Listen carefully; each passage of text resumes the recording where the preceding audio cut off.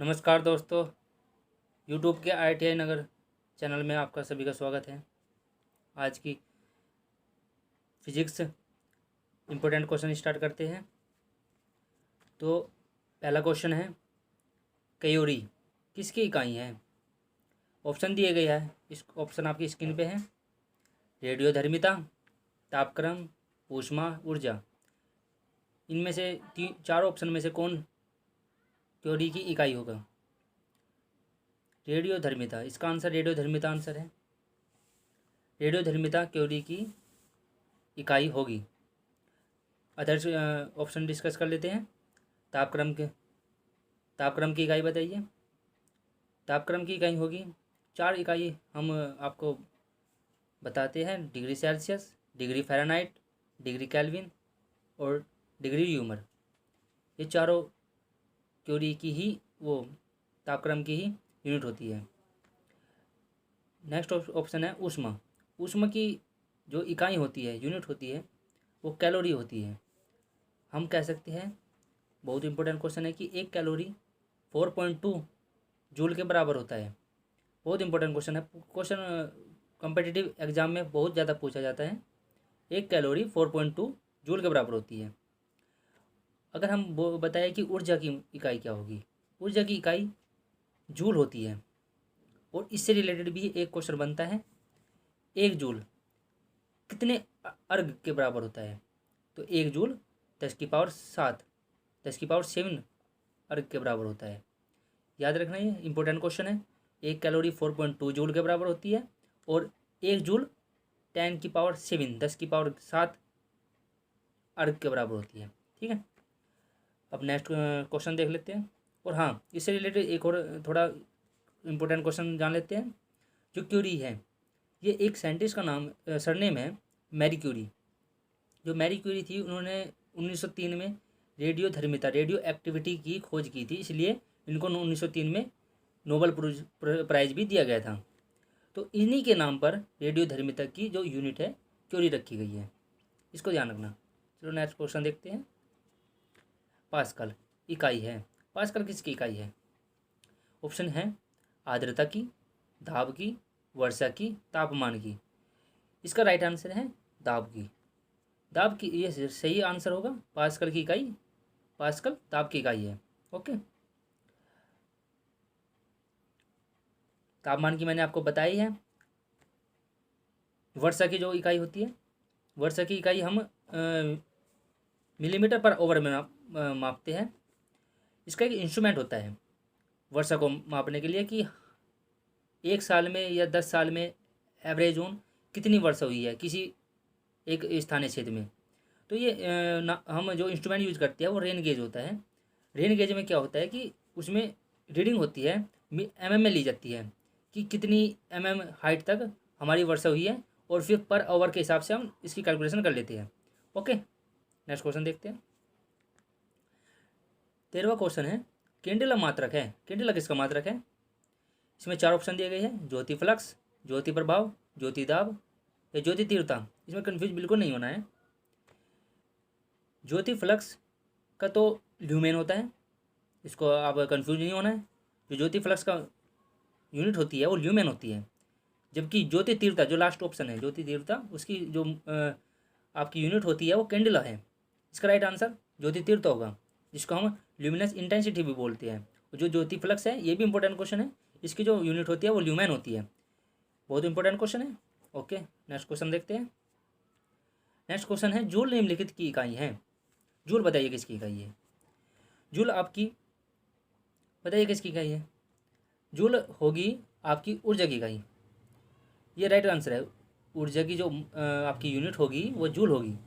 और next option अगर हम डिस्कस करें तो बल की क्या होगी? बल की न्यूटन होगी। डाइन भी कह सकते हैं। CGS सिस्टम में डाइन होगी और SI सिस्टम में इसकी न्यूटन होगी।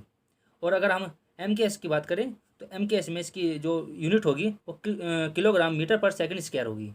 तो अब ये किसी भी सिस्टम में आपसे क्वेश्चन पूछा जा सकता है। कंपटीशन एग्जाम में ऐसे ही होता है कि आपको सिस्टम दे देते हैं कि इस सिस्टम में इसकी इकाई क्या होगी। ठीक है, तो एक यहाँ पे इंपॉर्टेंट क्वेश्चन बनता है, जैसे मैंने आपको कैलोरी और जूल में रिलेशन बताया है, जूल और अर्ग में रिलेशन बताया है। तो यहीं पे यहाँ पे भी एक क्वेश्चन रिलेशन बनता है जो बहुत इंपॉर्टेंट क्वेश्चन है। एक न्यूटन कितने डाइन के बराबर होता है? डाइन सीजीएस की सिस्टम की यूनिट होती है, और जो न्यूटन है वो ऐसा ही सिस्टम ऑफ इंटरनेशनल यूनिट है। तो अगर हम बात करें कि एक न्यूटन में कितने डाइन होता है, तो 10⁵ डाइन होता है। एक न्यूटन बराबर 10⁵ डाइन। ओके, अब दाब की अगर हम डिस्कस करें तो दाब की यूनिट क्या होगी? दाब की जो यूनिट होगी वो पास्कल होगी। और तापमान की मैंने आपको पहले भी डिस्कस किया है, degree Celsius, degree Fahrenheit, degree kelvin और डिग्री र्यूमर। ये 4 आपके पैरामीटर्स होते हैं जिसमें हम इनको तापमान को, टेम्परेचर को माप सकते हैं। ओके, अब हम नेक्स्ट क्वेश्चन डिस्कशन करते हैं। मात्रकों की अंतर्राष्ट्रीय पद्धति कब लागू की गई? ये स्टडी क्वेश्चन है, बहुत अच्छा क्वेश्चन है कि जो हमारी एसआई सिस्टम है, system of international unit of system of international system, इसके जो लागू किया गया है इसको, वो कब किया गया है? वो आपका ऑप्शन दिए गए स्क्रीन पे। इसमें आंसर होगा 1971। 1971 में मात्रकों की अंतर्राष्ट्रीय पद्धति लागू की गई। ये इसमें ज़्यादा डिस्कशन की ज़रूरत नहीं है, ये आप याद रखिएगा। 16 क्वेश्चन देखते हैं। 16 क्वेश्चन है, हर्ट्ज क्या मापने की यूनिट है? बताइए, हर्ट्ज क्या मापने की यूनिट है? हर्ट्ज हम किस में आपके क्वेश्चन ऑप्शन देखते हैं। तरंग दैर्ध्य तो हम एंगस्ट्रोम में मापते हैं। जो तरंग दैर्ध्य मापने की जो यूनिट होती है वो एंगस्ट्रोम होती है। तरंग की स्पष्टता, तरंगों की तीव्रता या तरंगों की आवृत्ति, इसका आंसर होगा तरंगों की आवृत्ति, जिसको हम बोलते हैं फ्रीक्वेंसी ऑफ वेव्स।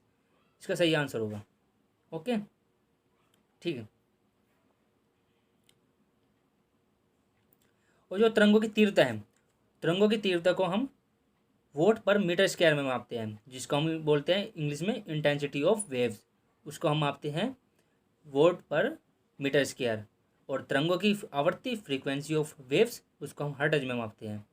ओके, अगर हम बात करें रेंज की, कि इसकी जो श्रव्य ऑडिबल जो रेंज होती है, जिसको हम सुन सकते हैं, वो क्या रेंज होती है? हर्ट्ज। तो अगर हम बात करें 20 हर्ट्ज से जो कम की है वेव्स हैं, वो हम सुन नहीं सकते, जो साउंड होती है। और जो 20,000 हर्ट्ज से ज़्यादा की होती है वो नहीं हम सुन सकते, वो ऐसा नहीं होगी। तो इसे जो उसके बीच की जो रेंज होती है वो हम आसानी से सुन सकते हैं। तो ये क्वेश्चन भी पूछा जाता है। नेक्स्ट क्वेश्चन देखते हैं। 17वां क्वेश्चन है आपकी स्क्रीन पर, विद्युत मात्रा की इकाई क्या है इकाई? विद्युत मात्रा की, विद्युत मतलब कि करंट हम किस में मापते हैं? उसको हम एम्पियर में मापते हैं। इसका सही आंसर होगा एम्पियर। ओके, और अगर हम अदर ऑप्शन डिस्कशन करें तो ओम हम क्या मापते हैं? ओम में हम ये है यूनिट है रेजिस्टेंस की। प्रतिरोध की जो यूनिट है वो ओम है। वोल्ट किसकी यूनिट है? वोल्टेज की यूनिट है। और कुलाम आवेश की यूनिट है। ओके, नेक्स्ट क्वेश्चन देखते हैं।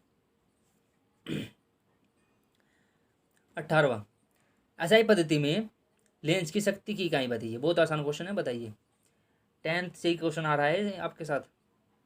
बताइए, एसआई पद्धति में लेंस की शक्ति की इकाई क्या है? वोट है? वोट नहीं होगी, क्योंकि वोट तो पावर की यूनिट है। डायप्टर, हाँ डायप्टर जरूर होगी। डायप्टर जो पावर ऑफ लेंस की है वो यूनिट है।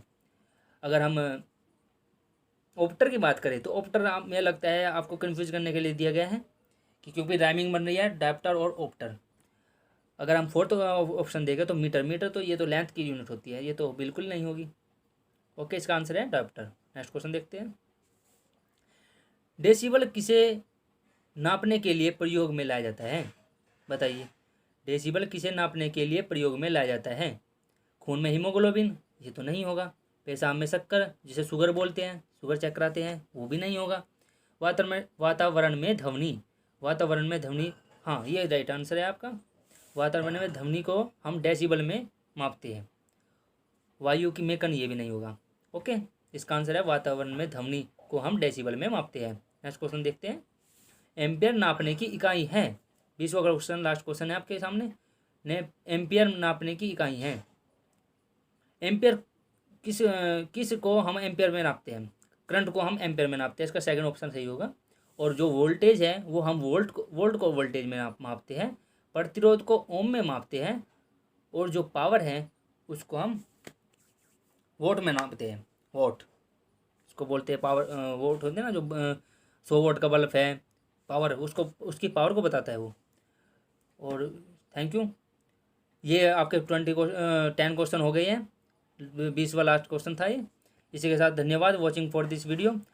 और आपसे उम्मीद है कि आपको ये वीडियो अच्छी लगी होगी, और आप इसको ज़्यादा से ज़्यादा शेयर करें, जिससे कि अधिक से अधिक बच्चे लाभान्वित हो सके आपके अपने इस यूट्यूब चैनल पर। धन्यवाद बहुत बहुत देखने के लिए, और ज़्यादा से ज़्यादा शेयर कीजिए, सब्सक्राइब कीजिए। धन्यवाद।